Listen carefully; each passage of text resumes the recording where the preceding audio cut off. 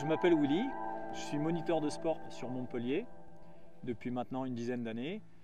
Et ça fait pareil une petite dizaine d'années que je suis dans le milieu de l'aventure et que je monte des expéditions. Ce qui me pousse vers l'aventure, il y a plusieurs aspects. Évidemment, le plus important, c'est d'essayer de retrouver une intensité dans sa vie qui peut paraître parfois un peu fade avec le monde du travail et la vie quotidienne.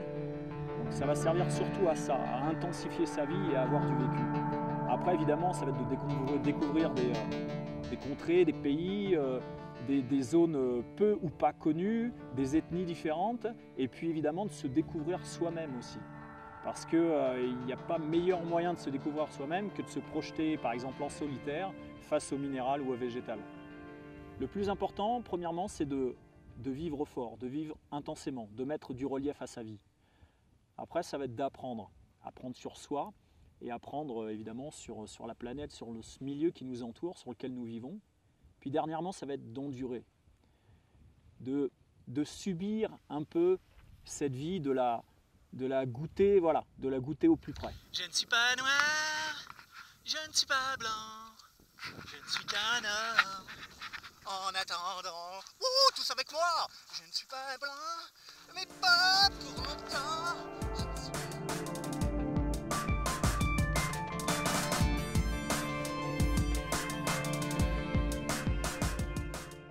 Vivre fort, oui, parce que ça nécessite de se mettre un peu en danger, parce que on n'est jamais plus vivant que lorsqu'on est un peu proche de la mort. Donc il va falloir un peu se mettre en péril et se mettre dans des situations conflictuelles un peu périlleuses pour rajouter un peu de degré à tout ça. Ouais.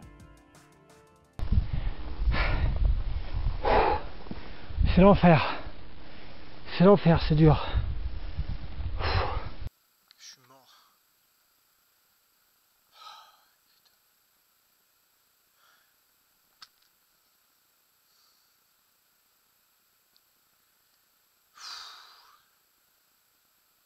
Je suis en asthénie complète, putain.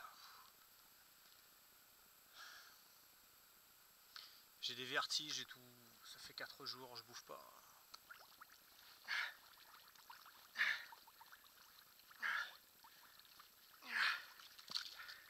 L'isolement, c'est probablement la cause principale de stress dans une expédition en solitaire. Tout simplement parce que on touche tour à tour ces deux phases d'isolement géographique et affectif. Et c'est ça qui est vraiment difficile à vivre. C'est le sentiment de partage qui peut manquer parfois, parce qu'il est nécessaire dans ce type de voyage. Ce qui est difficile aussi, c'est le fait de ne pas continuellement être obligé de faire les choix tout seul, de ne pas pouvoir avoir de conseils, de ne pas pouvoir avoir de réconfort et de ne pas pouvoir avoir d'amour. On manque de tout, il y a une réelle carence affective à cause de l'isolement.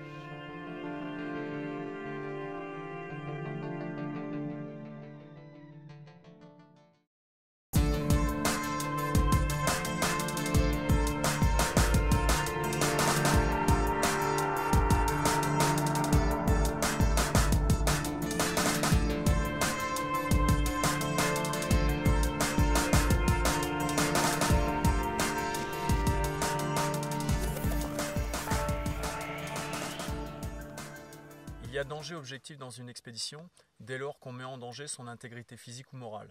Et donc tout le jeu va être de gérer l'exposition et l'engagement quand on est sur le terrain. Par exemple, ça va être de traverser un marais, donc anticiper sur sa profondeur, sa durée, le temps qu'on va y passer, et éventuellement les dangers physiques qu'on peut y encourir, ou tout simplement traverser une barrière rocheuse.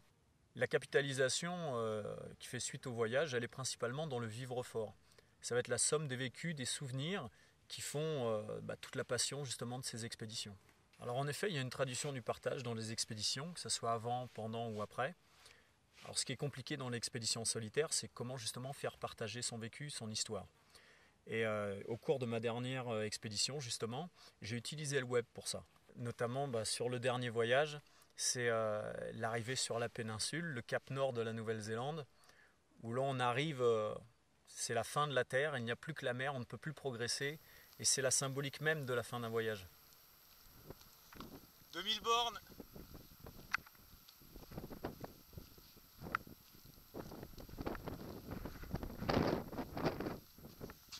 Et voilà, c'est fini.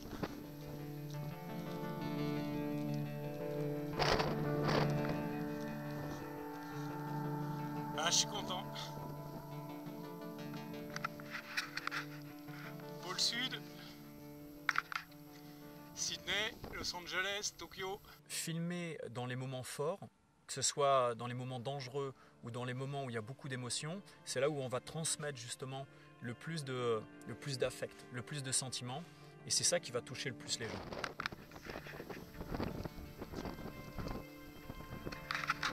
Je peux pas aller plus loin.